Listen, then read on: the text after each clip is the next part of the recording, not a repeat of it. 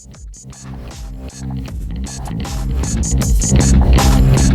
brutal oppression under which the Palestinians have to live because of us is the cause of this. We have to lift the oppression. As long as Palestinians are denied hope and denied freedom and denied water and denied their land and their homes, this will continue to happen. I point a finger at my own government. And interestingly enough, Bibi Netanyahu, who's today Prime Minister, was Prime Minister there as well. I grew up in Jerusalem. I was born and raised in Jerusalem, a mixed city. The first time I ever sat with Palestinians in a normal setting as completely equal people was here in the United States. Because even though Jerusalem is, so-called united and so on, it's completely segregated. So an Israeli boy does not meet Palestinians. I mean, you might see them doing landscaping or, washing dishes. I began hearing all these stories that I'd never heard before. And I'm sitting with Palestinians and they're telling me about forced exile and about massacres and all these things that we don't do.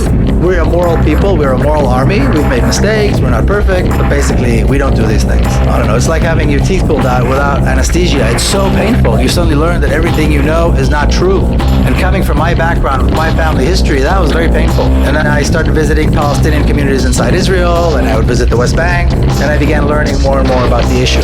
And as I traveled to the West Bank, I would see this. If you've been to Kalandia or any of the major checkpoints, you see the sign. It's a massive sign. And as you can see, it's white letters over a red background, which usually means danger. And of course, it's in Hebrew. And what the sign says is that this road leads to Area A, which is under Palestinian control. And entry to Israelis into Area A is forbidden. It's life-threatening, and it's a felony. And if you notice, there are 2 exclamation marks. So if you're not scared yet, the 2 exclamation marks will probably do the trick. And you'll also notice that unless you can read Hebrew, this is irrelevant. It's only true if you can read Hebrew. Now, if you see a sign like that, and you have any sense at all, you turn around and go home. Who in his right mind would see a sign that says danger, firing zone, and walk right into it? My good fortune was that I don't have that kind of sense, and that I have many friends who don't have that kind of sense, and we went right through. And I've been going right through these checkpoints and right through that sign every single time I go visit my friends on the other side of the wall. And what's interesting is I always see the same thing. From the very first time all the way to today, it's been several years, every time I cross that